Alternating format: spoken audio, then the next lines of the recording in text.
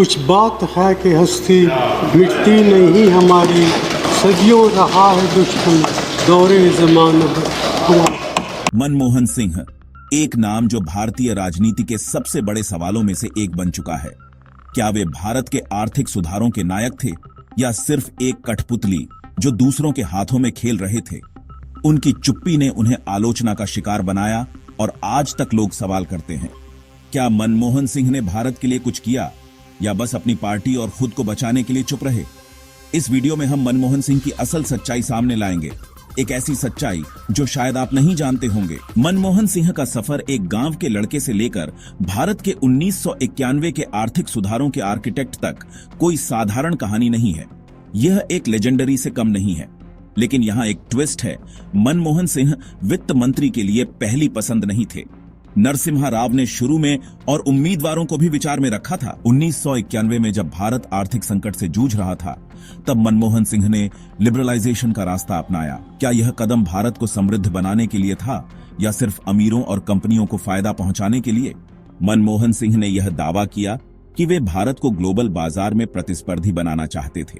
लेकिन क्या इसके कारण गरीब और अमीर के बीच की खाई और गहरी नहीं हो गई? क्या यह कदम भारत की प्रगति के लिए था या एक शिकार की तरह हमारे देश को विदेशों के हवाले कर दिया गया था? 2004 से 2014 तक मनमोहन सिंह प्रधानमंत्री थे, लेकिन क्या उस दौरान देश की राजनीति उनके हाथ में थी या फिर उनकी चुप्पी के पीछे कुछ और था? 2G घोटाला, कोल घोटाला और कई अन्य घोटाले, क्या ये सब उनकी नाकामी का संकेत थे? उनकी चुप्पी को कमजोरी कहा गया, लेकिन क्या यह चुप्पी उनके डर या स्वीकृति का प्रतीक थी?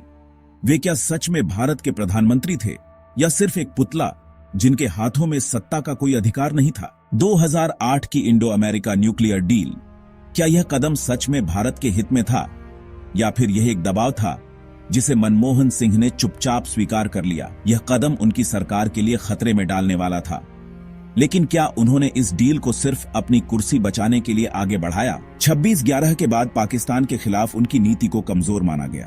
क्या वे भारत के दुश्मनों पर नरम थे या वह वाकई एक कठपुतली थे, या यह सिर्फ एक राजनीति का हिस्सा था जिसे हर कोई समझ नहीं सकता? सारी सुर्खियों और विवादों के पीछे एक ऐसा व्यक्ति है जिसने बचपन में अपनी मां को खोया, मीलों पैदल चलकर स्कूल गया और ऑक्सफोर्ड और कैम्ब्रिज जैसे विश्वविद्यालयों में पढ़ाई की।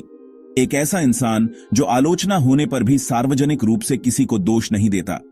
क्या यह विनम्रता महानता का संकेत है या राजनीति की दुनिया में कमजोरी? तो असली मनमोहन सिंह कौन है? क्या वे एक महान नेता थे या केवल एक नाम मात्र के प्रधानमंत्री? क्या उनकी चुप्पी ताकत थी या कमजोरी? हमें कमेंट में बताएं कि आप उनके बारे में क्या सोचते हैं। और इस तरह की और वीडियोस के लिए हमारे चैनल को सब्सक्राइब करना ना भूलें।